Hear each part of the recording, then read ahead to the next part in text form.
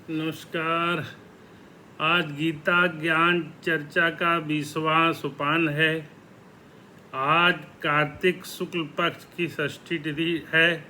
इसे छठ पर्व के रूप में पूरे भारत में, विशेषकर बिहार और उत्तर प्रदेश में मनाया जा रहा है। गीता ज्ञान चर्चा में आज संयोगवश छठ के दिन हम गीता के छठे अध्याय का अध्ययन प्रारंभ करेंगे। 5वें अध्याय का अध्ययन हम कर चुके हैं। 5वें अध्याय तक तमाम तरह के जो व्याख्यान थे भगवान के और अर्जुन के बीच संवाद के, तमाम परिभाषाओं को हम लोगों ने जाना और समझा। छठा अध्याय इस बारे में बहुत महत्वपूर्ण है कि इसमें ध्यान के बारे में भगवान ने बताया है। ध्यान, मेडिटेशन, जिसकी आजकल बहुत चर्चा है, तो उसके बारे में भगवान ने बड़े विस्तार से समझाया है। और इस बारे में यह बताना समीचीन है कि आज से 5200 वर्ष पहले कुरुक्षेत्र के युद्ध भूमि के मैदान में भगवान ने ध्यान की बातें बताई, जो कि बहुत बाद में 200 वर्ष BC के आसपास पतंजलि ने भी बताई। और आजकल ध्यान और मेडिटेशन की चर्चा पूरे विश्व में है। तो यह ध्यान की बातें सबसे पहले भगवान कृष्ण ने अर्जुन को गीता में बताई और छठे अध्याय में इसका विस्तार से वर्णन किया है। छठा अध्याय इस बारे में बड़ा महत्वपूर्ण है कि इसमें जन्म, पुनर्जन्म और पूर्व जन्म की बातें भी अध्याय के 41वें श्लोक से 45वें श्लोक तक आई हैं, जिसके बारे में अपने अनुभवों को जब वो श्लोक आएंगे तब उसमें ज़रूर शेयर करूँगा। आप सबसे यह बताना बड़ा समीचीन है, बड़ा प्रासंगिक है कि गीता का ज्ञान सार्वभौम सत्य है। आज भी सत्य है, पहले भी सत्य था और आने वाले दिनों में भी यह सत्य ही रहेगा। तो जिसने गीता को हृदयंगम कर लिया उसने जीवन जीने की प्रेरणा पा ली। इसलिए मेरा यह जो लेक्चर सीरीज चल रही है वह गीता द्वारा जीवन प्रबंधन नाम से चल रही है। मैं उसमें लौकिक विषयों का भी यथासंभव जगह जगह पर समावेश करके उसको अत्यधिक प्रैक्टिकल और जो है हृदयंगम सुगम्य बनाने का प्रयास करता हूँ। आइए छठे अध्याय का पहला श्लोक जानने का प्रयास करते हैं। श्री भगवान वाच, अनाश्रितः कर्म फलम कार्यम कर्म करोति सह सन्यासी च योगी च न निरग्नि न च अक्रिय। भगवान कहते हैं कर्म फल का आश्रय न लेकर जो कर्तव्य कर्म करता है वही सन्यासी तथा योगी है, और केवल अग्नि का त्याग करने वाला सन्यासी नहीं होता तथा केवल क्रियाओं का त्याग करने वाला योगी नहीं होता। ऐसा माना जाता है कि सन्यासी लोग अग्नि का त्याग कर देते हैं, अर्थात वो चूल्हे में अग्नि जला के भोजन नहीं पकाते हैं, वो भोजन याचना करके भिक्षा मांग कर करते हैं, स्वतः पाकी नहीं होते हैं, वही सन्यासी होता है। और केवल क्रियाओं का त्याग करने वाला ही योगी नहीं होता है। अब इसकी व्याख्या देख लेते हैं। सन्यासी अथवा योगी मनुष्य न तो अग्नि से बचता है न क्रियाओं से ही बचता है, प्रत्युत कर्म फल की इच्छा से बचता है। फले सक्तो निबद्धते, गीता 5:12। अतः जिसने कर्म फल की इच्छा का त्याग कर दिया है वही सच्चा सन्यासी अथवा योगी है। कर्म फल की आसक्ति का त्याग करने से परम शांति की प्राप्ति होती है। त्यागच्छान्तिरनन्तरम, गीता 12:12। अतः सच्चा त्यागी भी हुई है जिसने कर्म फल की आसक्ति का त्याग कर दिया है। यस्तु कर्म फल त्यागी स त्यागी तब विधीयते। तो ये बात पहले कर्मण्येवाधिकारस्ते मा फलेषु कदाचन, गीता के दूसरे अध्याय के 47वें में है, और यही बार बार फिर गीता में दोहराई गई है। यार इन कर्म फल का त्याग करना चाहिए, सकाम कर्म का त्याग कर देना चाहिए। गीता का छठे अध्याय का दूसरा श्लोक देख लेते हैं। यम संन्यासम इति प्राहु योगम तम विद्धि पांडव न ही असन्यस्त संकल्प योगी भवति कश्चन। भगवान ने यहाँ अर्जुन को पांडव नाम से संबोधित करते हैं। मैंने पहले भी कहा है कि हर बार अर्जुन को अलग अलग नामों से संबोधित करते हैं। भगवान कहते हैं, हे अर्जुन, लोग जिसको संन्यास ऐसा कहते हैं उसी को तुम योग समझो, क्योंकि संकल्पों का त्याग के बिना मनुष्य कोई सा भी योगी नहीं हो सकता है। भगवान यहाँ साफ कहते हैं कि तुम उसी को योग समझो जिसको कि संन्यास कहते हैं, क्योंकि संकल्पों का त्याग के बिना मनुष्य कोई सा भी योगी नहीं हो सकता है। यानी संकल्पों का त्याग करना आवश्यक है। व्याख्या देख लेते हैं। सांख्य योग और कर्मयोग दोनों साधन अलग अलग होने पर भी संकल्पों के त्याग में एक हैं। सांख्य योग मतलब ज्ञान योग और कर्मयोग दोनों साधन अलग अलग हैं, लेकिन संकल्पों का त्याग दोनों में एक जैसा है। जब तक मनुष्य के अंतःकरण में संसार की सत्ता, महत्ता और अपनापन है, तब तक वह संकल्पों का त्याग नहीं कर सकता। मनुष्य के मन में जब तक संसार की सत्ता है, महत्ता है और संसार के लिए अपनापन है, तब तक वह संकल्पों का त्याग नहीं कर सकता। जब तक संसार की सत्ता उसके मन में है, तब तक संकल्पों का त्याग नहीं कर सकता। संकल्पों का त्याग के बिना मनुष्य ज्ञान योगी, हठ योगी, ध्यान योगी, कर्म योगी, भक्ति योगी आदि कोई सा भी योगी नहीं हो सकता, प्रत्यंतु भोगी होता है। जो आदमी संकल्पों का त्याग नहीं करता है, वो इन प्रकार से इन तमाम तरह के योगियों में कुछ भी प्रकार का योगी नहीं होता, बल्कि वह भोगी के श्रेणी में होता है। ऐसा गीता के 6वें अध्याय के 2 श्लोक की व्याख्या में लिखा हुआ है। आइए आगे बढ़ते हैं और इसको समझते हैं। आरुक्षो मुनेः योगम कर्म कारणम उच्यते, योगारूढ़स्य तस्यैव समः कारणम उच्यते। 6ठे अध्याय का 3 श्लोक में भगवान कहते हैं, जो योग समता में आरूढ़ होना चाहता है, ऐसे मननशील योगी के लिए कर्तव्य कर्म करना कारण कहा गया है, और उसी योगारूढ़ मनुष्य का श्रम शांति परमात्म प्राप्ति में कारण कहा गया है। इसकी व्याख्या देखते हैं विस्तार से। निष्काम भाव से केवल दूसरे के लिए कर्म करने से करने का आवेग मिट जाता है। कर्म करने का आवेग मिटने से साधक योगारूढ़ अर्थात समता में स्थित हो जाता है। योगारूढ़ होने पर एक शांति प्राप्त होती है। उस शांति का उपभोग न करने से परमात्मा की प्राप्ति हो जाती है। सम शांति का अर्थ है शांत होना, चुप होना, कुछ न करना। जब तक हमारा संबंध करने क्रिया के साथ है, तब तक प्रकृति के साथ संबंध है। जब तक प्रकृति के साथ संबंध है, तब तक अशांति है, दुख है, जन्म मरण रूप बंधन है। प्रकृति के साथ जब तक हमारा संबंध है, तब तक हम उसके बंधन में हैं, और तब तक अशांति है और दुख है।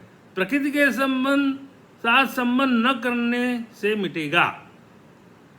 कारण की क्रिया और पदार्थ दोनों प्रकृति में है। चेतन तत्व में न क्रिया है न पदार्थ। इसलिए परमात्मा प्राप्ति के लिए सम अर्थात कुछ न करना ही कारण है। हाँ, अगर हम इस शांति का उपभोग करेंगे तो परमात्मा की प्राप्ति नहीं होगी। मैं शांत हूँ, इस प्रकार शांति में अहंकार लगाने से, और बड़ी शांति है, इस प्रकार शांति में संतुष्ट होने से शांति का उपभोग हो जाता है। इसलिए शांति में व्यक्तित्व न मिलाएं, प्रत्युत ऐसा समझें कि शांति स्वतः है। शांति का उपभोग करने से शांति नहीं रहेगी, प्रत्युत चंचलता अथवा निद्रा आ जाएगी। उपभोग न करने से शांति स्वतः रहेगी। क्रिया और अभिमान के बिना जो स्वतः शांति होती है वह योग है। कारण कि उस शांति का कोई कर्ता अथवा भोक्ता नहीं है। जहाँ कर्ता अथवा भोक्ता होता है वहाँ भोग होता है। भोग होने पर संसार में स्थिति होती है। बड़ी सुंदर व्याख्या राम सतदास जी ने की है, जिसको मैंने यहाँ पे उनकी ही लिखी हुए शब्दों का पूरी तरह से मैंने वाचन किया है। आगे बढ़ते हैं। 4था श्लोक। यदा ही न इंद्रियार्थेषु न कर्मसु अनुसज्जते, सर्वसंकल्प सन्यासी योगारूढ़ तथा उच्यते। चौथा श्लोक है छठे अध्याय का। कारण कि जिस समय न इंद्रियों के भोगों में तथा न कर्मों में ही आसक्त होता है, उस समय वह संपूर्ण संकल्पों का त्यागी मनुष्य योगारूढ़ कहा जाता है। इसका व्याख्या है, संसार का स्वरूप है पदार्थ और क्रिया। मनुष्य योगारूढ़ योग में से तभी होता है जब उसकी पदार्थ और क्रिया में आसक्ति नहीं रहती। जब तक पदार्थ और क्रिया की आसक्ति है तब तक संसार विषमता में ही स्थित है। पदार्थ की चाहत और क्रिया में आसक्ति यह छोड़ने पे ही योग लगेगा। इसका संक्षिप्त अर्थ ये है, प्रत्येक पदार्थ का संयोग और वियोग होता है, प्रत्येक क्रिया का आरंभ और अंत होता है, प्रत्येक संकल्प उत्पन्न और नष्ट होता है, परंतु स्वयं नित्य निरंतर ज्यों का त्यों रहता है। इसलिए जब साधक पदार्थ और क्रिया की आसक्ति मिटा देता है तथा संपूर्ण संकल्पों का त्याग कर देता है, तब वह योगारूढ़ हो जाता है। यानी योग लगने के लिए आपको पदार्थ और क्रिया की आसक्ति को मिटा देना है और संपूर्ण संकल्पों का त्याग कर देना है। आते हैं छठे अध्याय के 5वें श्लोक पर। उद्धरेत आत्मना आत्मानं न आत्मानं अवसादयेत्, आत्मा एव ही आत्मनः बंधु, आत्मा एव रिपु आत्मनः।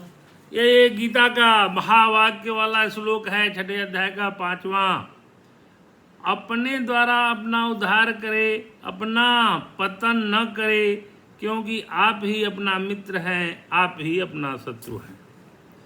आप स्वतः ही स्वयं ही अपने मित्र हैं और आप स्वयं ही अपने शत्रु हैं। ये गीता का छठे अध्याय का 5वां श्लोक बोल रहा है। आदमी खुद ही अपना मित्र है और खुद ही अपना शत्रु है। ये गीता का महावाक्य वाला श्लोक है। आप स्वतः ही अपने मित्र हैं, आप स्वतः ही अपने शत्रु हैं। आगे के श्लोकों में इसकी और अच्छे ढंग से स्पष्टीकरण दिया गया है। अब इसकी व्याख्या देख लेते हैं। गुरु बनना या बनाना गीता का सिद्धांत नहीं है।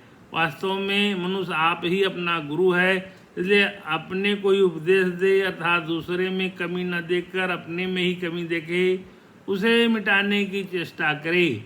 भगवान भी विद्यमान है, तत्वज्ञान भी विद्यमान है और हम भी विद्यमान है, फिर उद्धार में देरी क्यों? नाशवान व्यक्ति पदार्थ और क्रिया में आसक्ति के कारण ही उद्धार में देरी हो रही है। इसे मिटाने की जिम्मेदारी हम पर ही है, क्योंकि हमने ही आसक्ति की है। अब इसको आगे के श्लोकों में फिर से अच्छे ढंग से समझने का प्रयास करेंगे। छठे अध्याय का 6वां श्लोक है। बंधुरात्मात्मनस्तस्य येन आत्मा एव आत्मना जितः, अनात्मनः तु शत्रुत्वे वर्तेत आत्मा एव शत्रुवत्। छठा अध्याय का 6वां श्लोक।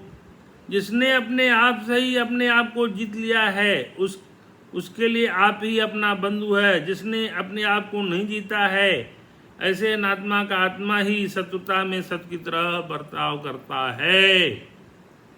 यदि अपने आप को जीत लिया है तो अपना बंधु है, जिसने आपको नहीं जीता है तो अनात्मा का आत्मा ही शत्रुता में सत्य की तरह व्यवहार करता है। व्याख्या है, शरीर को मैं मेरा और मेरे लिए न मानना अपने साथ मिथना करना है। शरीर को मैं मेरा और मेरे लिए मानना अपने साथ सतना करता है। शरीर को मैं मेरा मेरे लिए मानना अपने साथ मिथ्या करना है। शरीर को मैं मेरा और मेरे लिए न मानना अपने साथ मिथ्या है, और शरीर को मैं मेरा और मेरे लिए मानना शत्रुता है। आप ही अपना मित्र बनकर मनुष्य आप जितना भला कर सकता है उतना दूसरा कोई मित्र नहीं कर सकता। इस प्रकार आप अपना ही शत्रु बनकर मनुष्य अपना जितना नुकसान कर सकता है उतना दूसरा कोई शत्रु नहीं कर सकता। यानी आदमी खुद ही अपना मित्र है, आदमी अपना खुद ही शत्रु है। यदि वह मैं मेरा और मेरे लिए न मानता है तो मित्र है, और मैं मेरा और मेरे लिए मानता है तो शत्रु है। ये बड़ी सुंदर व्याख्या है। इसको आगे समझने का यत्न करते हैं। छठे अध्याय का 7वां श्लोक। जितात्मना प्रशांतस्य परमात्मा समाहित शीतोष्ण सुख दुखेषु तथा मान अपमानयो। छठे अध्याय का जो 7वां श्लोक है, ऐसा श्लोक 13वें अध्याय में भी आया है, लेकिन अब पहले हम यहीं रुकते हैं। जिसने अपने पर विजय कर ली है उसे शीत उष्ण, अनुकूलता प्रतिकूलता, सुख दुख तथा मान अपमान में निर्विकार मनुष्य को परमात्मा नित्य प्राप्त है। सर्दी गर्मी और सुख दुखादि में तथा मान और अपमान में जिसके अंतःकरण की वृत्तियां भली भांति शांत हैं, ऐसे स्वाधीन आत्मा वाले पुरुष के ज्ञान में सच्चिदानंद घन परमात्मा सम्यक प्रकार से स्थित हैं, अर्थात उसके ज्ञान में परमात्मा के सिवा अन्य कुछ है ही नहीं। अर्थात सर्दी गर्मी में, सुख दुख में, मान अपमान में, इन सारे विरोधाभासों में जिसकी वृत्तियां भली भांति शांत हैं, वैसे स्वाधीन आत्मा वाले पुरुषों के ज्ञान में सच्चिदानंद घन परमात्मा सम्यक प्रकार से विराजमान है। उसी ज्ञान में परमात्मा के सिवा अन्य कुछ नहीं। अर्थात सर्दी गर्मी में, सुख दुख में, मान अपमान में, तमाम विरोधाभासों में जो सम्यक व्यवहार करता है, उसमें सच्चिदानंद परमात्मा उस समझ लीजिए कि विराजमान हो गए हैं। अब छठे अध्याय का 8वां श्लोक देखते हैं। इसकी बड़ी सुंदर व्याख्या फिर करेंगे। ज्ञान विज्ञान तृप्तात्मा कुटस्थ जितेन्द्रिय युक्त इति उच्यते योगी समलोष्टास्कांचन। बड़ा सुंदर है। इसमें 8वें अध्याय में आया है, जिसका अंतःकरण ज्ञान विज्ञान से तृप्त है, जो कूट की तरह निर्विकार है, जितेंद्रिय है, मिट्टी ढेले पत्थर तथा स्वर्ण में संबुद्धि वाला है, ऐसा योगी योगारूढ़ कहा गया है। साफ साफ उन्होंने कहा है कि जिसका अंतःकरण ज्ञान विज्ञान से पवित्र है, जिसकी स्थिति विकार रहित है, जिसकी इंद्रियां भली भांति जीती हुई हैं, उसके लिए मिट्टी पत्थर सोना समान है, वह योगी युक्त अर्थात भगवत प्राप्त है, ऐसा कहा जाता है। उसके लिए पत्थर और सोना दोनों समान हो जाता है। समलोष्टास्मांजन, उसके लिए मिट्टी ढेला पत्थर सोना सब समान है। अब आज के परिप्रेक्ष्य में देख लें, मैं कल बैंक गया था, तो वहाँ मैं ऐसे ही अपने जीवन प्रमाण पत्र लाइफ सर्टिफिकेट देते हुए बैंक मैनेजर से बात कर रहा था। तो उसने बताया कि आजकल शेयर बाज़ार में बहुत गिरावट चल रही है। तो मैंने कहा यार मेरा भी कुछ म्यूचुअल फंड है, तो उसने स्टेटमेंट दिया तो देखा कि पिछले 2-3 महीने से जो बढ़ा हुआ था उसमें काफ़ी कमी आ गई। तो उसने बताया कि सर आजकल शेयर मार्केट में बड़ा गिरावट है, लेकिन आज ही की कुछ परिस्थिति यह है कि कोई साहब अमेरिका के राष्ट्रपति अगर बन जाएंगे तो उसमें फिर से चढ़ाव आ जाएगा, तो उसके लिए चिंता न करिए। तो हमने कहा हमें भी कोई ऐसी चिंता नहीं है, जो होना होगा होगा। फिर आज देखा तो साहब बन भी गए, तो शेयर मार्केट में 900 पॉइंट का वृद्धि हो गई। तो मैंने देखा कि वहाँ कुछ लोग थे बड़ा दुखी होकर बैठे थे। कोई कह रहा था मेरा 90,000 का नुकसान हो गया, कोई कुछ कह रहा था।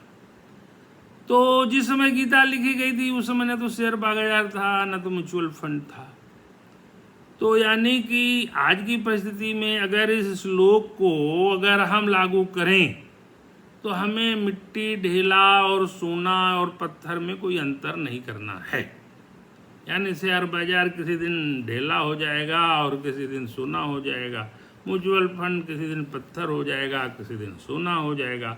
तो इसमें अगर हम दिन रात अपना दिमाग लगाएंगे तो जैसे इसके पिछले श्लोकों में आया है कि आप अपने ही मित्र हैं और अपने शत्रु हैं। तो मन के ही द्वारा आप दुखी होते हैं, मन के द्वारा ही आप सुखी होते हैं। तो आपका ही मन आपका मित्र बन जाता है, आपका ही मन आपका शत्रु बन जाता है।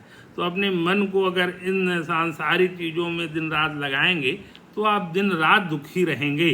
यह गीता आज से 5200 वर्ष पहले लिखी गई, लेकिन आज के दिन में मैं देखता हूँ कि 99% जनसंख्या इसी शेयर बाजार म्यूचुअल फंड के व्यापार में लगी हुई है और दिन रात उनके अंदर दुख ही दुख है। सुख कभी कभी मिल जाता है, अन्यथा वो इसके दुख से कभी बाहर नहीं उभरती।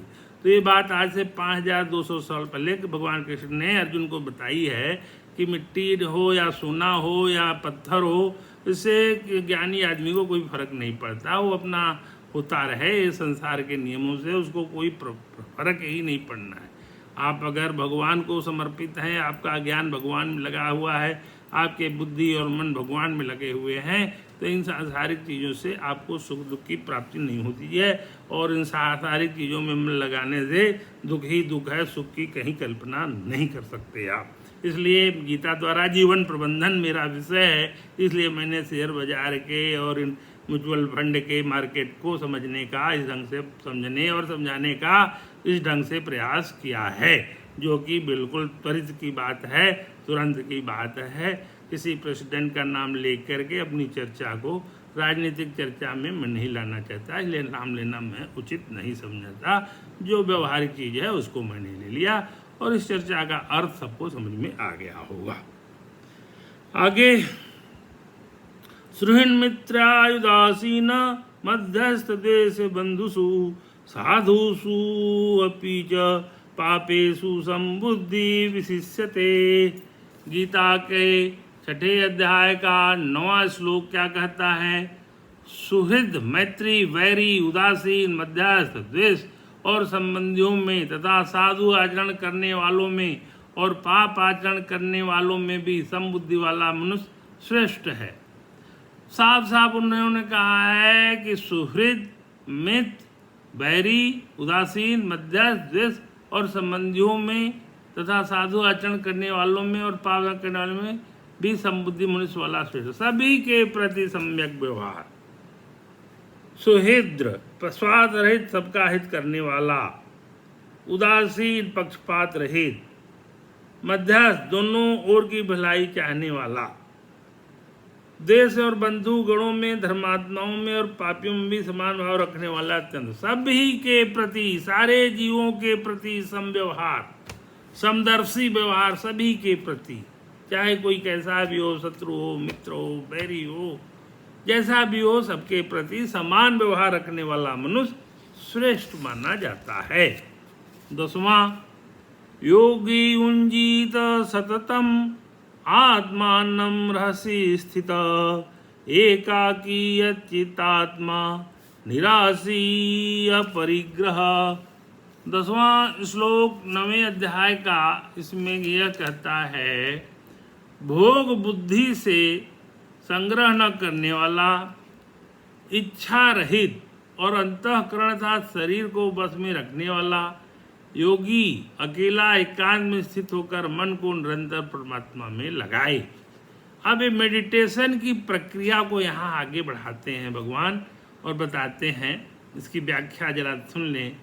ध्यान योग का अधिकारी वह है जो अपने सुख के लिए विभिन्न वस्तुओं का संग्रह नहीं करता, अपरिग्रह होना चाहिए, जिसका मन में भोगों की कामना नहीं है, किसी तरह के भोग की कामना नहीं है, जिसका अंतःकरण शरीर उसके बस में है, अंतःकरण से उसके बस में। तात्पर्य है कि ध्यान योग के साधक का उद्देश्य केवल परमात्मा को प्राप्त करने का हो, लौकिक सिद्धियों को प्राप्त करने का नहीं। हम जब ध्यान लगाएं, मेडिटेशन लगाएं, तो परमात्मा की प्राप्ति के लिए करें, लौकिक सांसारिक चीजों को प्राप्त करने के लिए ध्यान योग न लगाएं।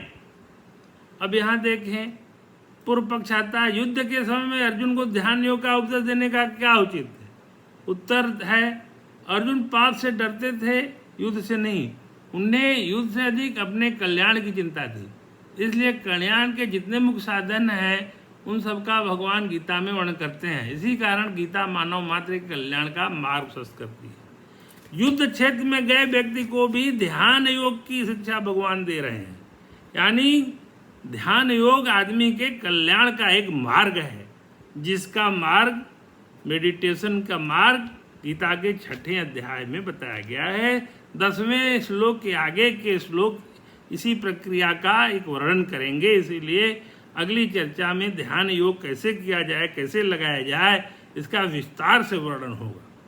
और बंधुओं, मैं फिर से आपको बता देना चाहता हूँ कि 6ठे अध्याय के 41वें से 45वें श्लोक मुझे अत्यंत प्रिय हैं, कि उसमें पूर्व जन्म और पुनर्जन्म की बातें की गई हैं, जो कि बड़ा ही सुंदर ढंग से उसकी व्याख्या जब मैं करूँगा तो मेरे अपने निजी अनुभव भी कुछ होंगे, इसलिए गीता की चर्चा करते हुए मुझे अत्यंत आनंद की अनुभूति होती है। और छठे अध्याय के बाकी के जो 30 श्लोक हैं वो ध्यान योग कैसे लगाएं इस चर्चा पर आधारित हैं। फिर बाद में पुनर्जन्म और पुनर्जन्म की बातें की गई हैं, जो कि उस समय हम उसको विस्तार से समझने और समझाने का यत्न करेंगे। आज की चर्चा को हम यहीं विराम देते हैं और एक बार फिर से कृष्णाय वासुदेवाय हरे परमात्मने प्रणतः क्लेश नाशाय गोविंदाय नमो नमः। सर्वे भवन्तु सुखिनः, सर्वे सन्तु निरामया, सर्वे भद्राणि पश्यन्तु, मां कश्चित् दुःखभाग् भवेत्। नमस्कार।